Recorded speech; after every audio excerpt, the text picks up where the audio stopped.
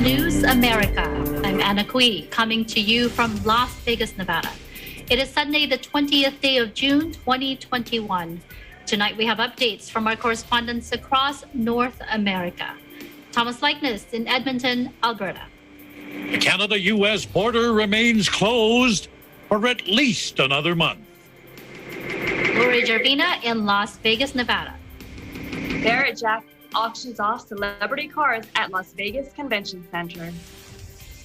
Philip Toledo in Atlanta reports about Vice President Kamala Harris promoting COVID vaccination in Georgia.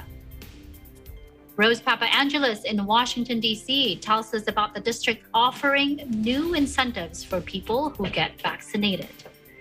ABC's Joanne Soriano reports about New York lifting its COVID restrictions as 70% of adults have been vaccinated. And for weather, Jim Sewell updates us about Tropical Storm Claudette hitting the Gulf Coast.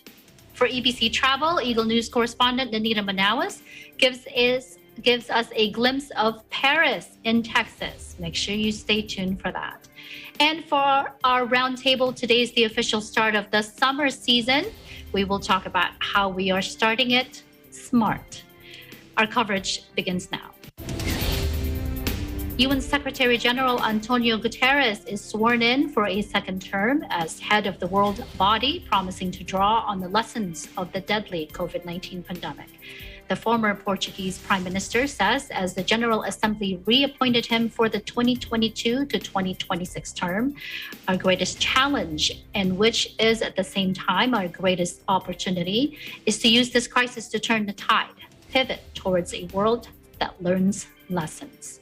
In office since 2017, Guterres promises to act independently of member states and organizations during the swearing-in ceremony attended by Portuguese President Marcelo Rebelo de Sousa, the first head of state to set foot in the United Nations building for more than a year because of the pandemic. I'm acutely aware of the immense responsibilities you are entrusting me at such a critical moment in history, dare I say, at the cusp of a new era.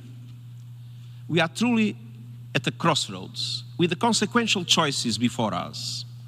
Paradigms are shifting, old orthodoxies are being flipped, and we are writing our own history with the choices we make right now. It can go either way, breakdown and perpetual crisis, or breakthrough and prospect of a greener, safer, and better future for all. I have talked about a United Nations 2.0, and it is clear to me that we need to accelerate transformation through a quintet of change in the years ahead. Better data, analysis and communications, innovation and digital transformation, strategic foresight, stronger performance and results orientation, and a work culture that reduces unnecessary bureaucracy, simplifies and fosters a work of collaboration.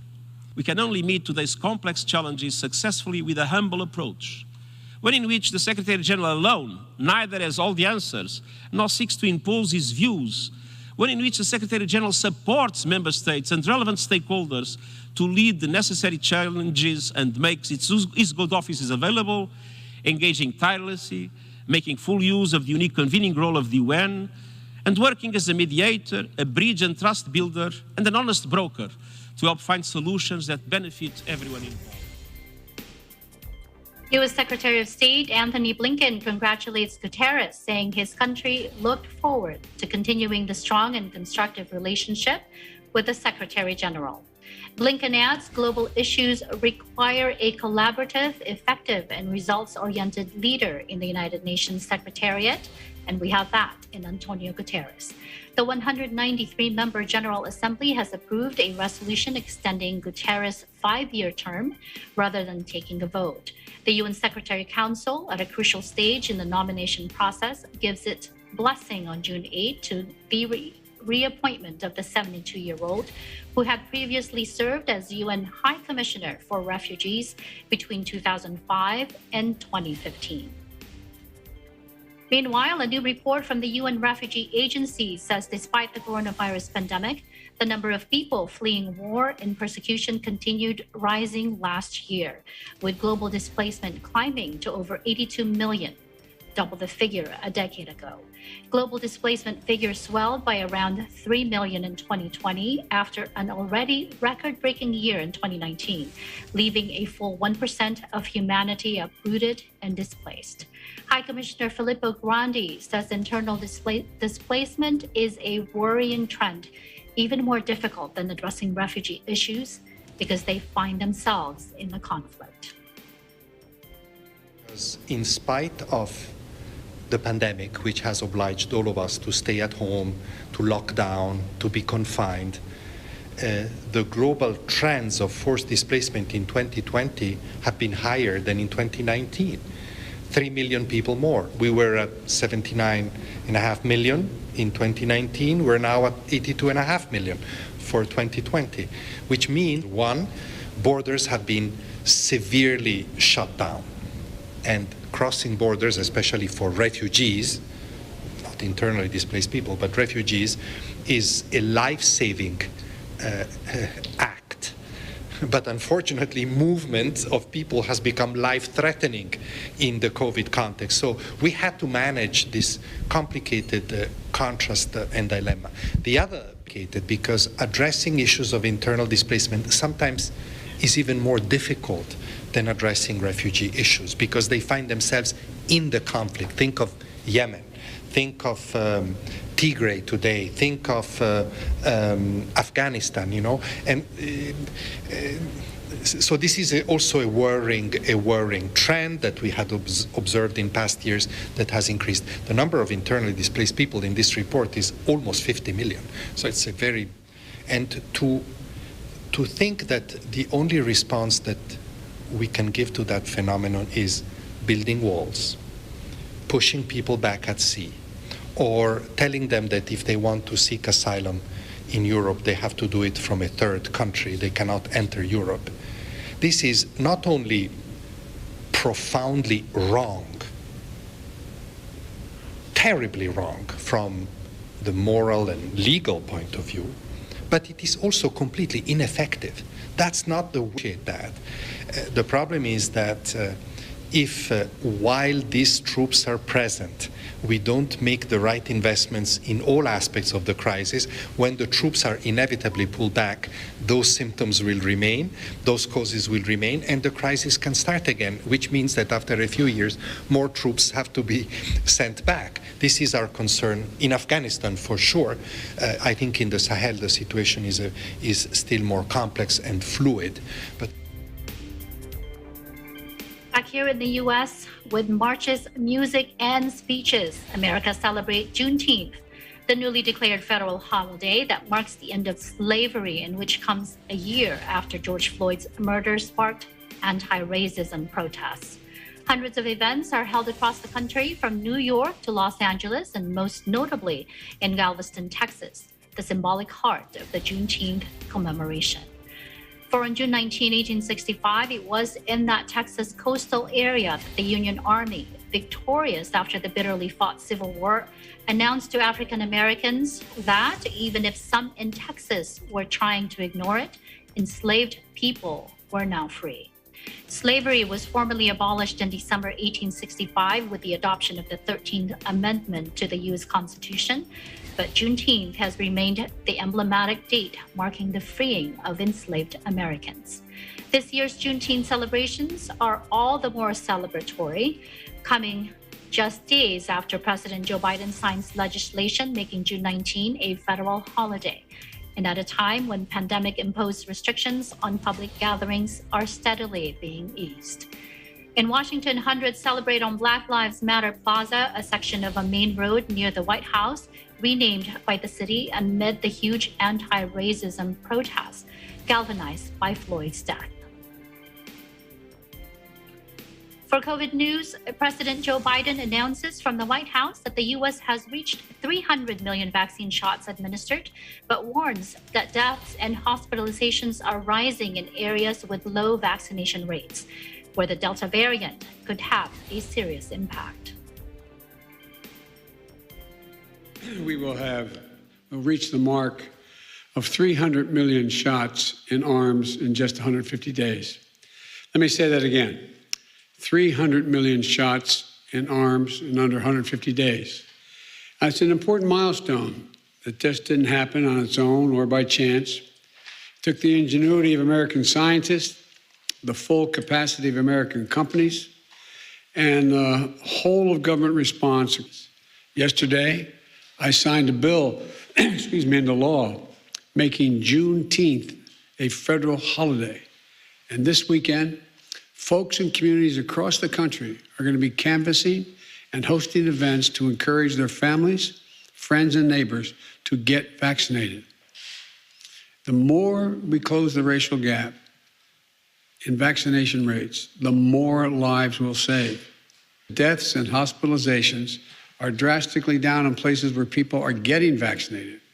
But unfortunately, cases and hospitalizations are not going down in many places in the lower vaccination rate states. They're actually going up in some places. A few days ago, we crossed 600,000. 600,000 Americans dead from COVID. And if the Delta variant could force Americans back into lockdown, the president says although some areas will suffer, a lockdown is unlikely. The Delta variant. It's a variant that is more easily transmissible, potentially deadlier, and particularly dangerous for young people. But the good news is we have the solution. The science and the data are clear. The best way to protect yourself against these variants are to get fully vaccinated. I don't think so because so many people have already been vaccinated, but with the Delta variant can cause more people to die in areas where people have not been vaccinated. Where people have gotten the 2 shots, the Delta variant is highly unlikely to result in anything other than, the existing vaccines are very effective. So no, it's not a lockdown, but some areas will be very hurt. Taiwan receives 2.5 million doses of the Moderna vaccine from the U.S. at the Taiyuan International Airport, with health officials holding up signs saying, "Thank you." The move is likely to draw disapproval from Beijing, which claims the self-ruled island. China expressed fury earlier this month when U.S. senators visited Taiwan and announced a vaccine donation amid simmering tensions between Washington and Beijing. State Department spokesman Ned Price writes in a tweet, quote, "Wheels up, our donation of 2.5 million vaccine doses is on the way to Taiwan." The number of shots is about 3 times as many as announced during the U.S. delegation visit to Taiwan. Taipei has accused Beijing of hampering its efforts to secure enough doses. China's ruling Communist Party has never controlled Taiwan, but it views the island as part of its territory and has vowed to one day seize it by force if necessary. Beijing has heaped economic, military, and diplomatic pressure on Taiwan in recent years and keeps it locked out of international bodies such as the World Health Organization. Washington remains Taiwan's biggest ally, but it does not maintain full diplomatic relations with Taipei because it officially recognizes Beijing. Until recently, Taiwan navigated the pandemic in an exemplary fashion, recording just a handful of deaths. But cases have soared after an outbreak that began with airline pilots. Taiwan President Tsai Ing-wen writes on Twitter, "Thank you to the U.S. for this moving gesture of friendship. These vaccines will go a long way toward keeping Taiwan safe and healthy." Here's today's COVID-19 numbers. According to the Coronavirus Resource Center of Johns Hopkins University in Medicine, as of 6 p.m. Eastern Time Sunday, June 20, 2021, the number of cases of COVID-19 reported worldwide is now more than 178,336,000. Top 3 on the list of countries with recorded cases: U.S. over 33.5 million, followed by India over 29.8 million, and Brazil over 17.8 million. This virus has now already claimed more than 3,862,000 lives worldwide. Top 3 countries with the most number of COVID-19 related deaths are U.S., more than 601,000, Brazil, more than 500,000, and India, more than 386,000. Total vaccine doses administered worldwide is now at 2,599,800,000 808,550. Up next, updates from Alberta and Nevada. Eagle News America continues.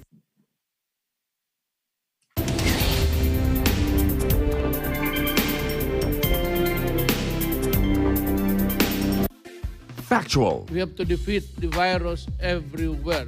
timely information, balanced, not only in the country, No matter who but you vote also for, abroad. I'm certain of one thing.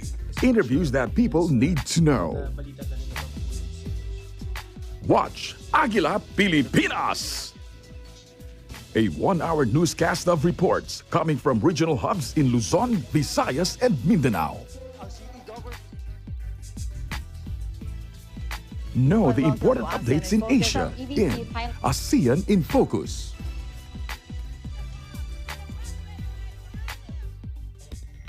Track the latest stories in the provinces in Agila Provincia.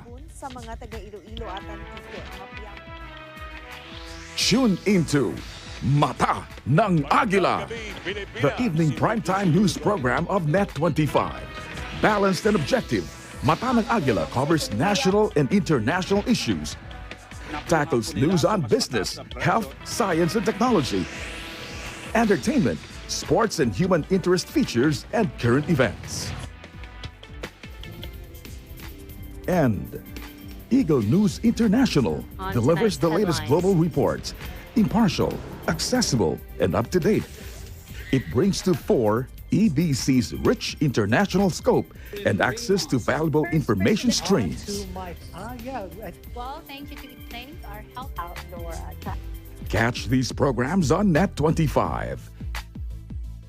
You can also watch our news programs through eaglenews.ph and Eagle News Facebook page and YouTube channel.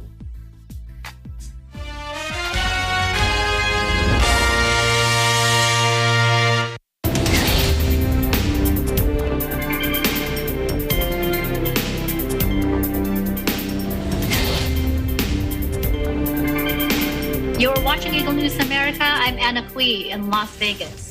It will take at least another month for the Canada-US border to reopen. In Alberta, Bureau Chief Thomas Likeness gives us an update. Thomas? Thanks, Hannah. Well, you know, our prime minister right now, he's pretty unpopular with, well, the travel industry and a number of politicians on both sides of the Canada-US border. Now, just as we've been telling you for months now, that border remains closed and will remain closed until at least the middle of the summer. Last Friday, Prime Minister Justin Trudeau announced the closure was being extended another 30 days. The deadline now to reopen it, July 21st. The travel industry has pretty much thrown up its collective hands in disgust. All prospects for a profitable summer tourist season have pretty much gone down the drain. It's late in the game now to attract tourists. You know, most people, they've already made their vacation plans, and those arrangements don't include sitting around waiting to see if they'll be allowed to cross the border into Canada. Opposition politicians and elected officials in both countries, they're angry as well. You know, it's been 16 months now since that border was closed, and they're saying, come on, let's get on with it, open things up. But Trudeau, he's being cautious. Now, he wants vaccination levels in Canada to be higher. He's saying 75% with the first dose and at least 20% with 2 doses before that border reopens. We're close to that now, but Trudeau says, well, no, close doesn't count. And what he's worried about is travelers returning home and bringing an extra passenger with them, namely COVID-19, and specifically the Delta variant. But what about special provisions for fully vaccinated people? Well, Trudeau says even vaccinated travelers can be carriers of the bug and, you know, unknowingly bring it back home, spread it to friends, neighbors, co-workers, whoever they come into contact with. So it's important that people who don't travel, those who stay at home, it's important that they are protected from any potential infection by returning vacationers. So up here, we err on the side of caution.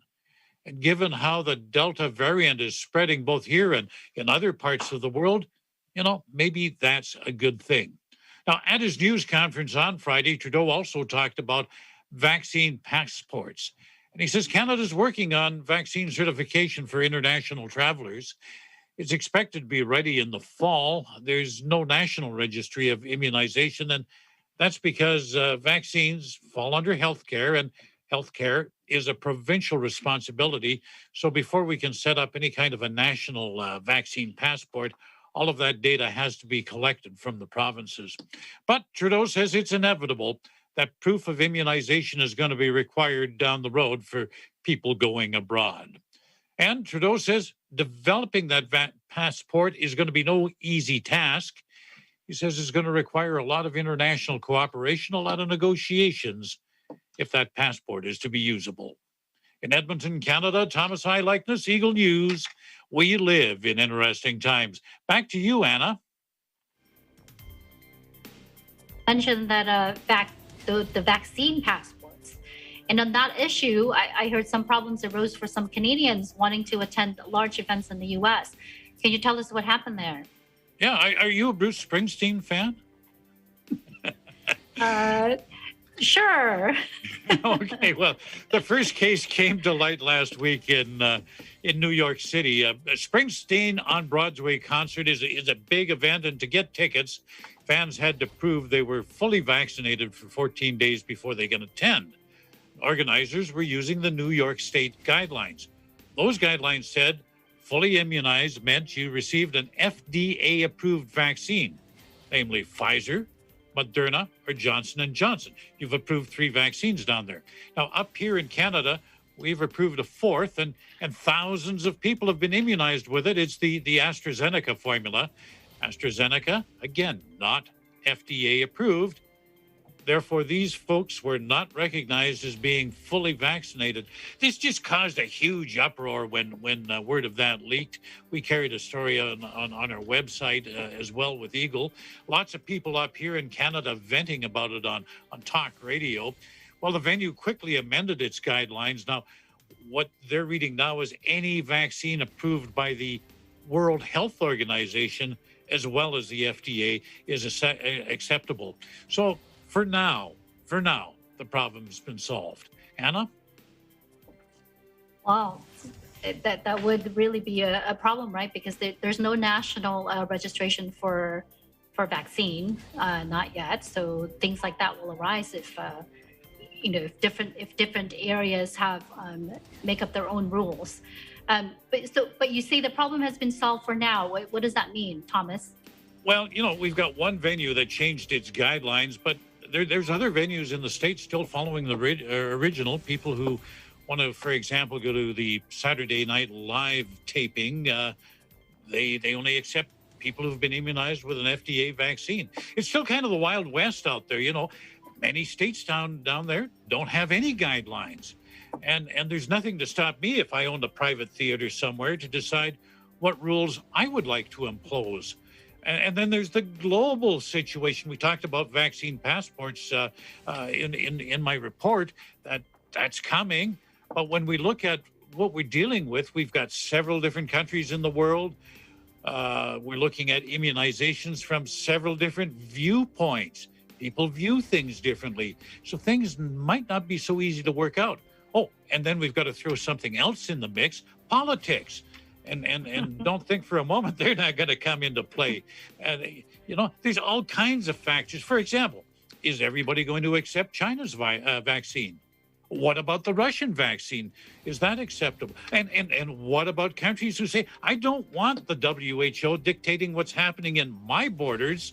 We want to decide it ourselves. So it's a real dog's breakfast out there right now. And, our prime minister nailed it when he said on Friday, global standards for vaccine certification is a complex issue. It certainly is. There's a lot of competing interests and a lot of competing politics as well. Anna? Yes, Thomas. But, wouldn't it be easier if World Health Organization can just issue a statement and everybody would follow it? It should be that simple. but then you get into sovereignty issues, and do you want an unelected body telling you what is or is not acceptable in your country? And that's where the political side of things comes in. Yes, of course. Well, a new poll has been released on vaccine hesitancy in Canada, I heard. How troubling are the findings of the survey, Thomas? It certainly puts herd immunity a little bit in jeopardy. The poll is finding nearly 1 in 5 Canadians still hesitant about being immunized with the COVID-19 vaccine. The poll says 9% definitely will not get jabbed. They're the anti-vaxxers. They would refuse it under any circumstances. This other 9%, they're reluctant, but they might be persuaded. And this is the group that public health officials are targeting in ad campaigns. And when we look at this group, the makeup of it, we find that women are almost twice as likely as men to say, no, I don't want to be vaccinated. Younger people as well, less likely to accept the vaccine. And that's partially, I think, because younger people think they're invincible. Hey, I'm young, I'm healthy. If I get it, I'm going to recover really quick. But this 9% that are reluctant could be persuaded. It appears many of them have a price. That's right, they have a price. Nearly half of them say $1 million cash prize, even $100 prize, even a paid day off from work. That just might be enough to push them to the front door of a vaccination clinic. So incentives definitely help, but the numbers are still worrisome because, especially with the Delta variant, we want to push that number as high as possible. You know, try and at least get to 85, 90% would just be ideal, but 85% would be great to achieve herd immunity. Hannah? Yes, we'll take that 85%. And you're right. I mean, I think it's because they're hearing everybody else. Well, not everybody else, but we've heard of other states that have offered incentives. As a matter of fact, here in Las Vegas too, Governor Sisolak announced Friday there will be that, and I will give updates tomorrow, Thomas. For now, thank you for your reporting, and we'll talk again later in our roundtable. I look forward to it. Now, here in Las Vegas, Eagle News correspondent Lori Jarvina is with us tonight, and she has some interesting news about celebrity cars being auctioned off. Lori? Thank you, Anna, and greetings to all our viewers in America and abroad. Summer is in full swing, and we are definitely feeling the heat, along with high energy here in the entertainment capital of the world. However, the blistering 115-degree Fahrenheit temperatures did not deter car enthusiasts from flocking to the Las Vegas Convention Center's new West Hall to enjoy the Barrett-Jackson Las Vegas auction, acclaimed as the world's greatest collector car auction.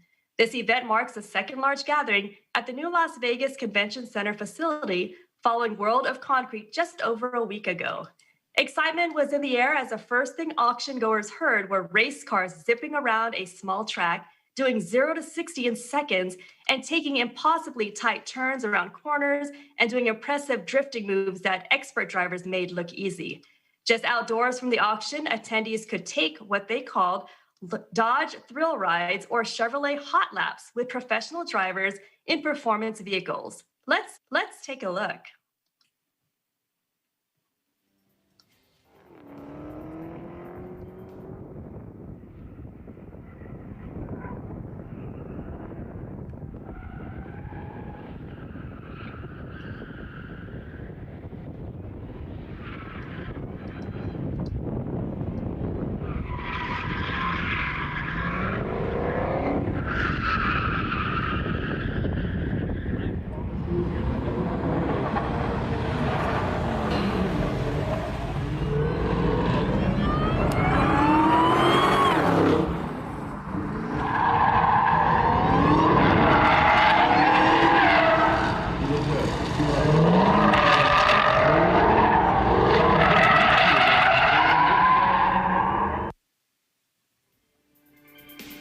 It was thrilling just to watch, and of course, upon entering the Las Vegas Convention Center, there was the booming sound of the auctioneer's voice announcing bids with the same velocity and speed to match those race cars. Let's listen. 1965 Pontiac GTO convertible. It's restored. It's a matching numbers car. It's got a 389 automatic transmission loaded with factory options. Matching numbers GTO convertible. It's $10,20.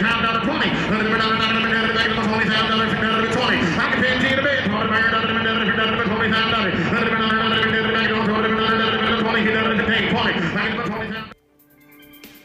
know, right? How can you not get filled with excitement and anticipation when you hear that? It was a new experience for myself, but the 50-year-old car auction company has been holding events in Las Vegas for 13 years, the last one in 2019 prior to the pandemic. This year's historic event marked another step towards normalcy and did not disappoint with its array of superstar-powered cars. Some highlights included auctioning cars belonging to the late Siegfried and Roy, the famous magician duo best known for their appearances with White Lions and White Tigers.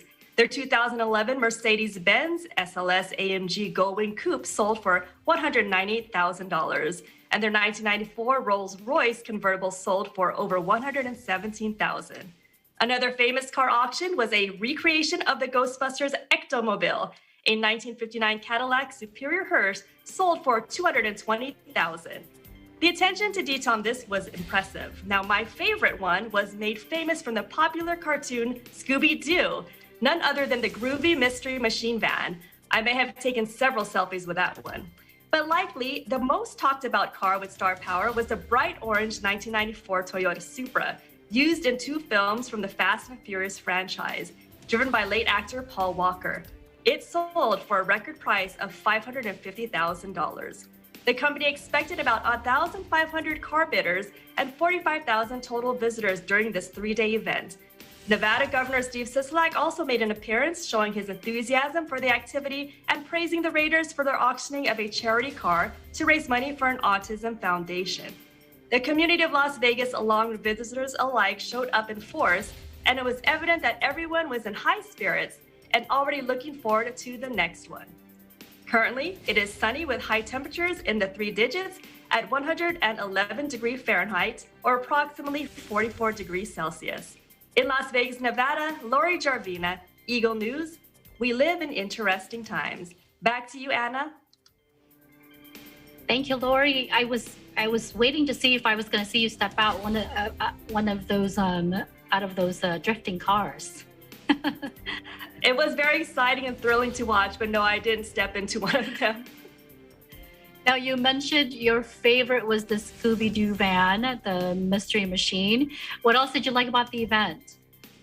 You know, this was just the first big event that we've gone to, and it was a thrill to be around everyone in high spirits. You know, despite the heat, it was really hot, Anna, but everyone was in a good mood and just positive vibes all around. It was really cool to watch the cars zooming around that track, giving free rides to folks, and just, being around all those cool cars. It definitely was very fun and very exciting. As the mask restrictions, though, have been lifted here in Vegas, it was nice, and I guess, good to see everyone is kind of enjoying their time, and not very masks were being worn, actually, but we still wore ours. Anna? How do you feel about that? I mean, how do you feel about the mask wearing? I'm curious, Lori. Here in Las Vegas, the restrictions have been lifted. So even just picking up food or even restaurants, they kind of make their own rules. Like we were talking about earlier, not everyone has the same rules when it comes to private companies, the businesses. So I like to see that the workers are still pretty much wearing their mask. But then, normal citizens, they can not wear masks if they don't want to. So I am trusting that they choose not to because they are vaccinated. Anna? Yes, we can only hope, right? Because it does say if you're if you've been vaccinated, you don't have to wear it. And we can only hope that those without mask have truly been vaccinated. Thank you, Lori, for your reporting. And we'll talk about, you mentioned the temperature today. Yes, it is a little less in the lower 1 teens now compared to the last few days here, but that will go hand in hand with our roundtable discussion later about summer. We'll talk to you in a little bit. Thank you. Thank you. Still to come, updates from Georgia, Washington, D.C., and New York. Eagle News America will return in a moment. Stay with us.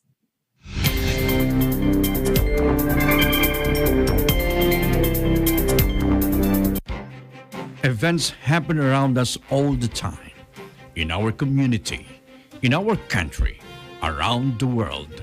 Events that affect people, move communities, or simply inspire us. Interesting events that people need to know. In these interesting times, we continue to be a competent partner in delivering news about these events. Fast, accurate, balanced.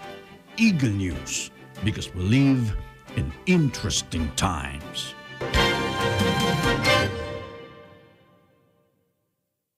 Hey there, Arnie Aquino here at Hatley Castle, one of the filming locations for the X-Men series. Don't forget to tune in to Digital Nest only on Net25.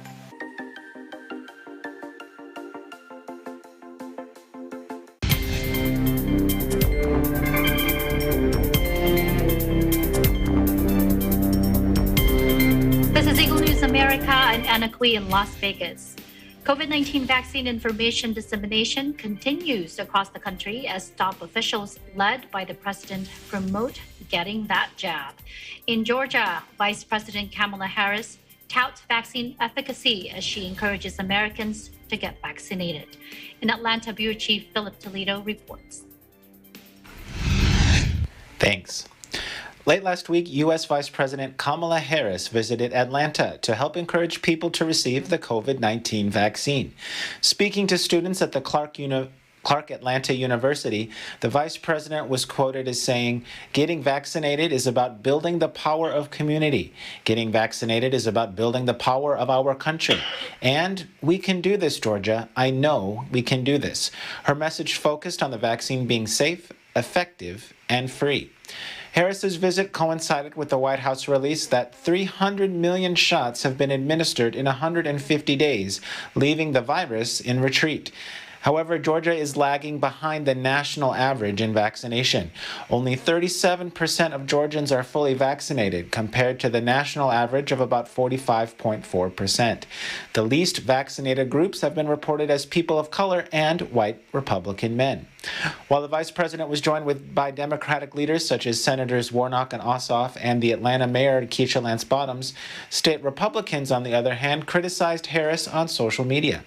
Governor Brian Kemp posted on Facebook early that morning saying, quote, "Since Vice President Kamala Harris still has not been to the border, I'd be happy to arrange for her to receive a briefing from the Georgia National Guard leadership on their efforts to secure our nation's border while she visits Georgia today."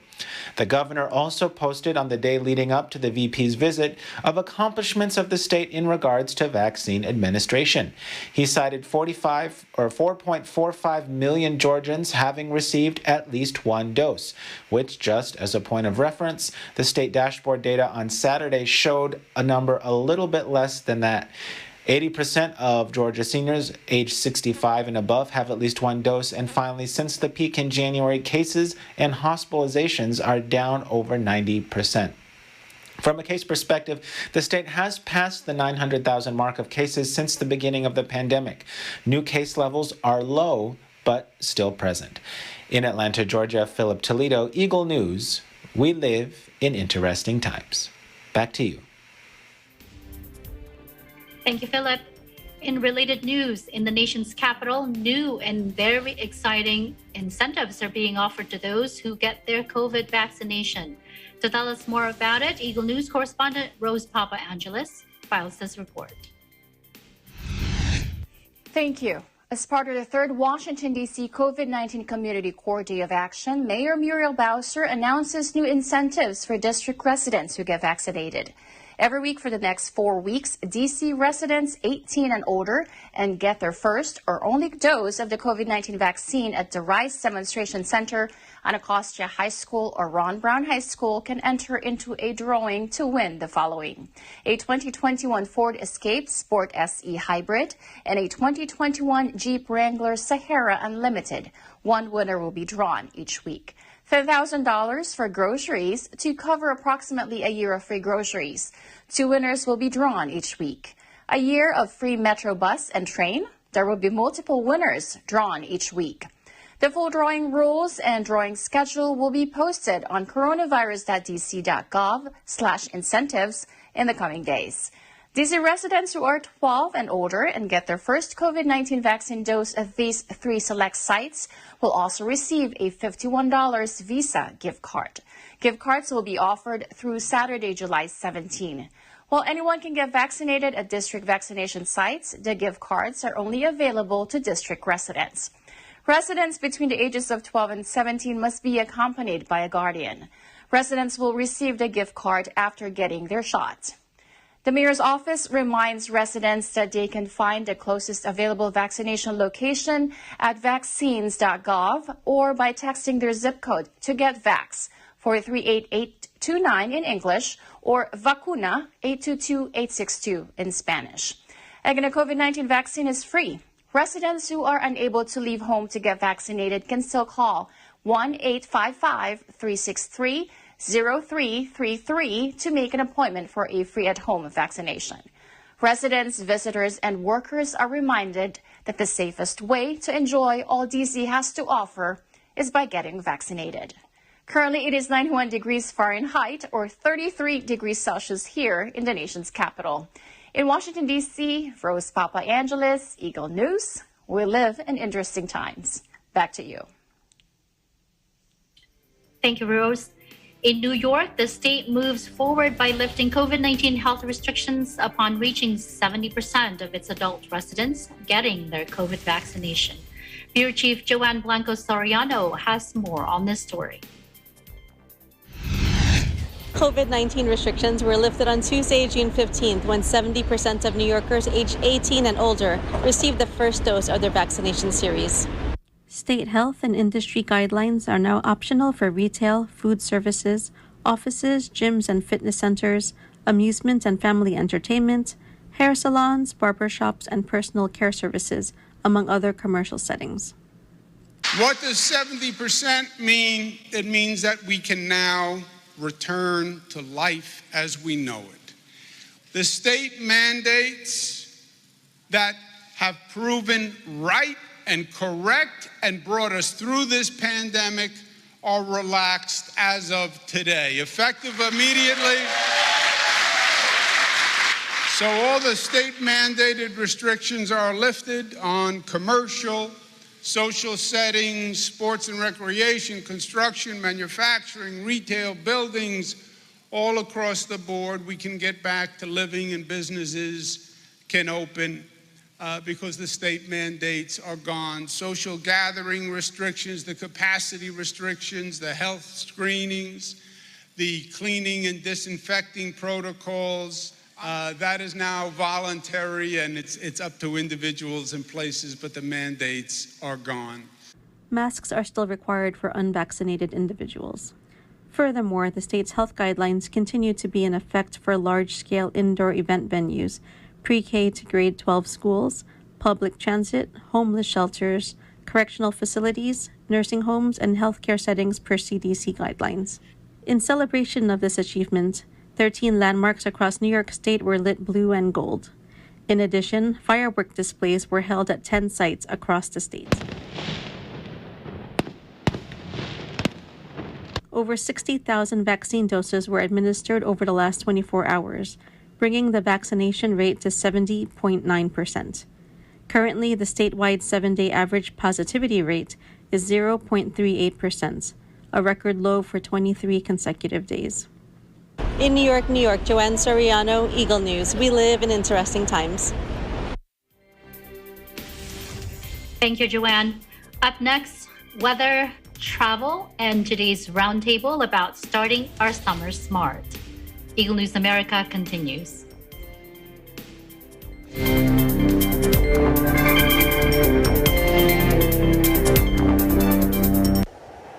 Innovation, digital disruption, globalization. Startups, micro, small, and medium enterprises, as well as large corporations, all face interesting challenges in the market today. Peek into the world of exciting opportunities and partnerships to drive growth with the latest business news and information. We are open for business. Your weekly dose of entrepreneurial inspiration to update you on the latest developments in the world of business. Get up close and personal with CEOs and thought leaders to help you discover valuable insights. Sharpen your instincts for smart decision making with the latest markets and economic trends. disruptive ideas, global innovation, social entrepreneurship, and other leading-edge business ideas. Join the conversations to create a more vibrant environment for entrepreneurship. Catch Open for Business, from vision to action.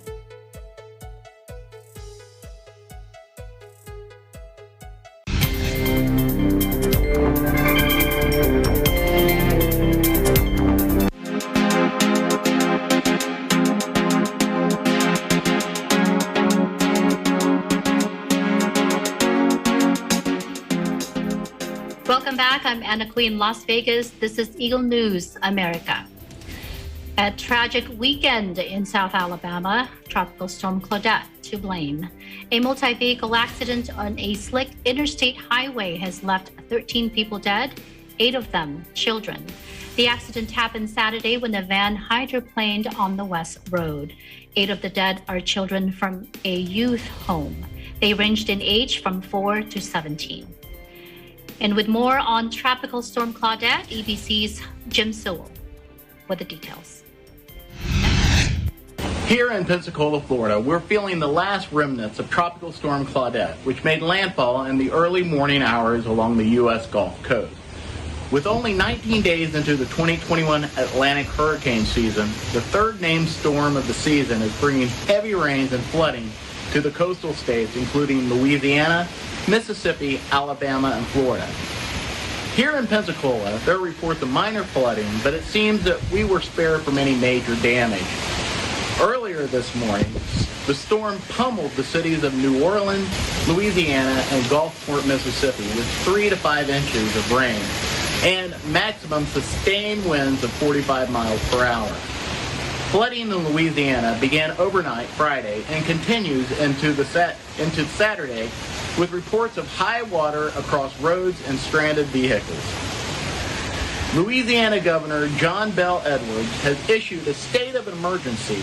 The governor warned that after severe flooding last month, river levels are still high and drainage ditches are still full. Louisiana was especially hard hit last hurricane season. Inland across the southeast, the tropical storm is expected to continue to bring heavy rainfall and the possibility of tornadoes throughout the day. In Pensacola, Florida, Jim Sewell, Eagle News. We live at interesting times.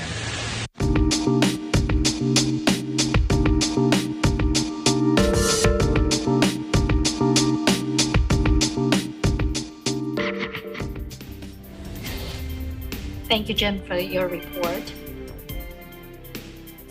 For EBC Travel, Eagle News correspondent Anita Manawas lets us tag along her trip to Paris, Texas.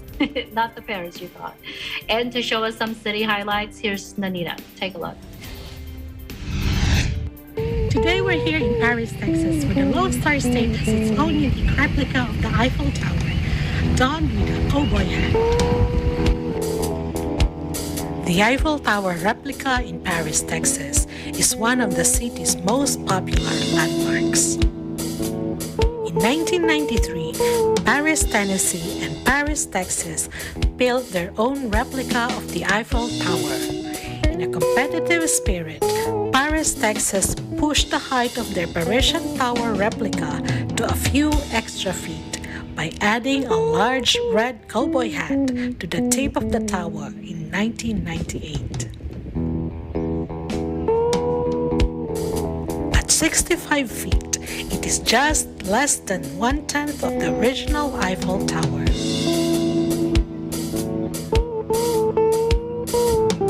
Today, the tower plays a role to the local people in Paris, Texas. With its 27 30-watt color programmable LED lights, it is used by announcements by expectant couple revealing the gender of their babies.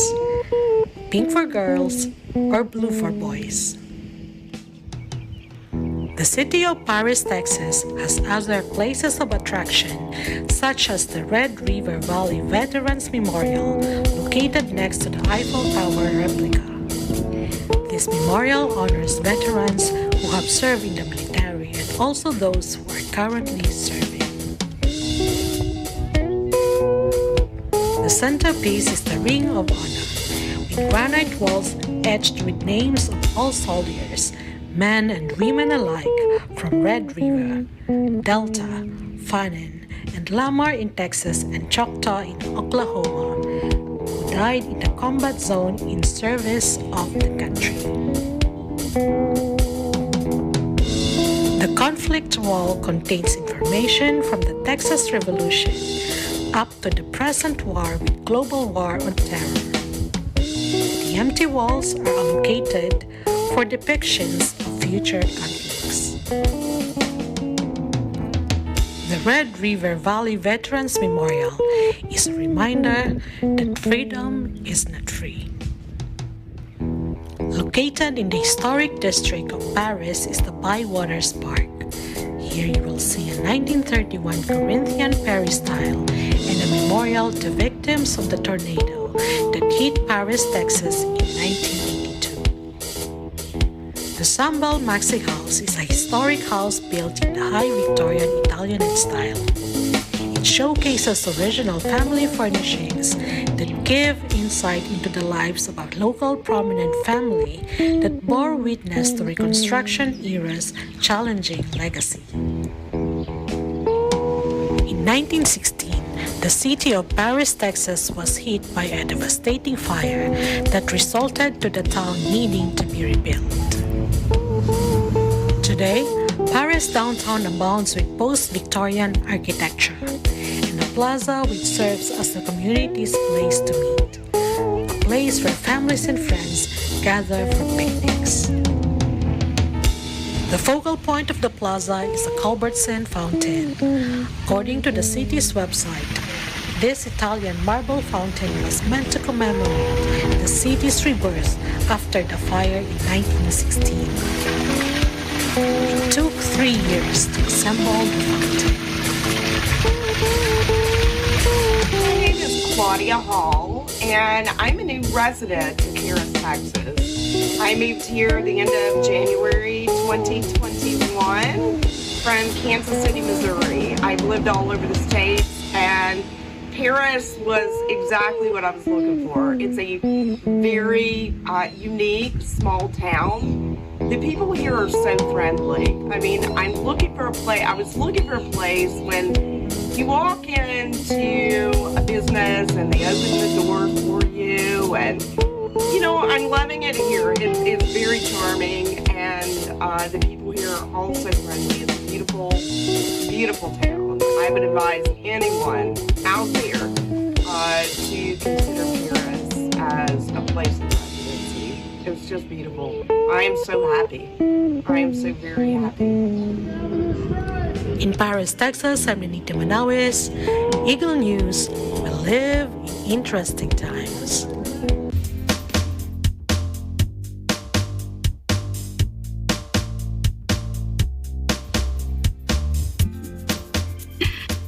I love our roundtable bumper there. It always makes me want to do a little dance.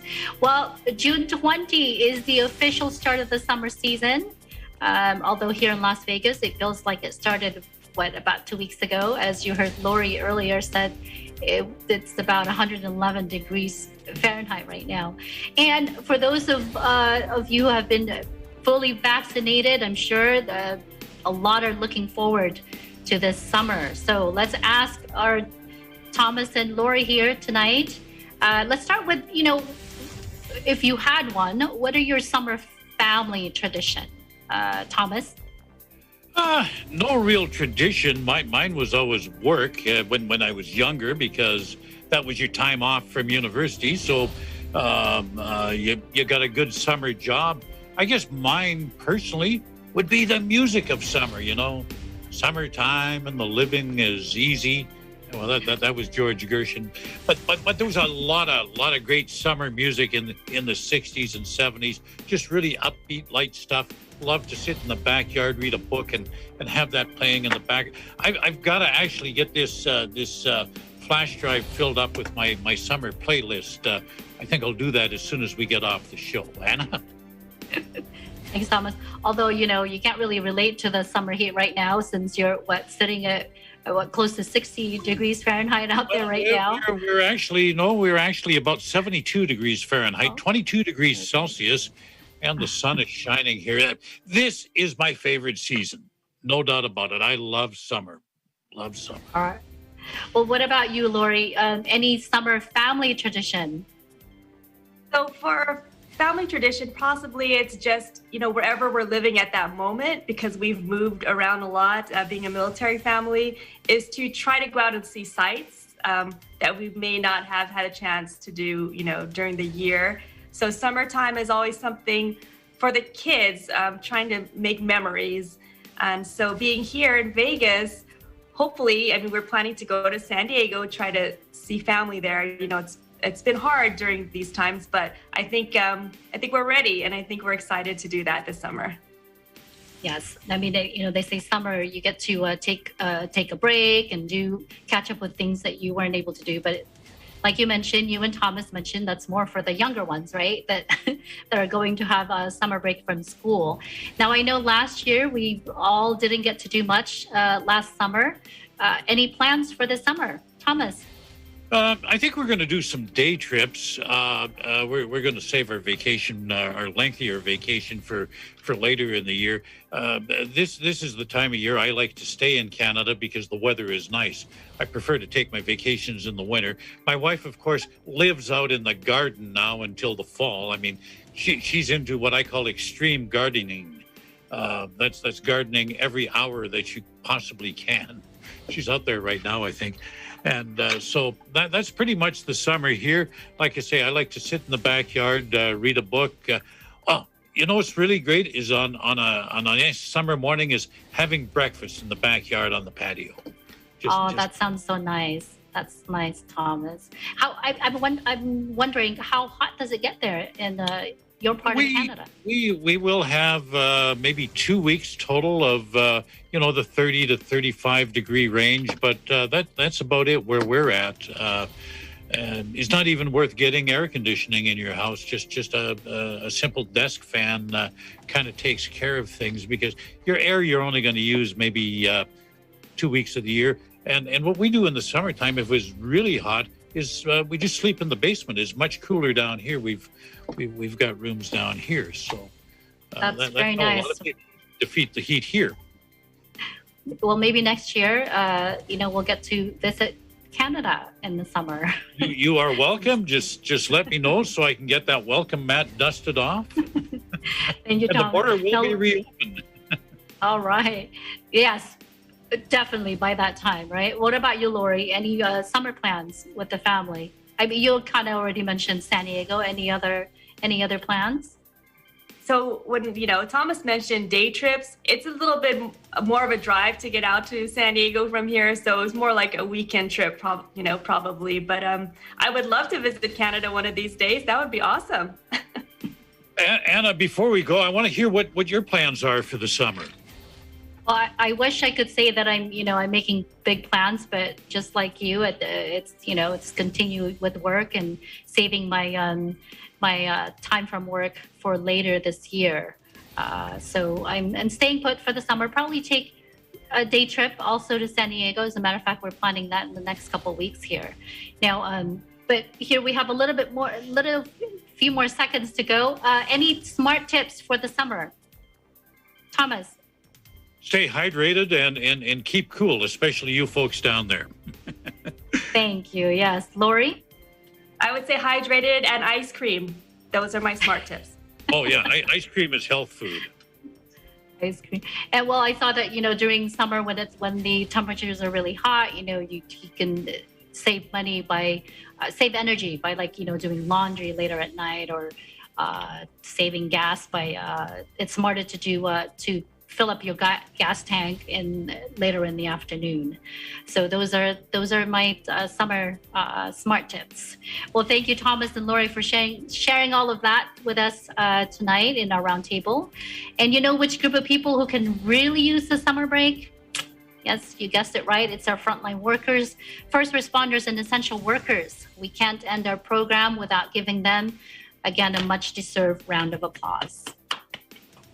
We appreciate you for all that you continue to do for each and every one of us. And happy first day of summer, everyone. That is today's Eagle News America. Thank you so much for joining us. I'm Anna Cui, and we live in interesting times.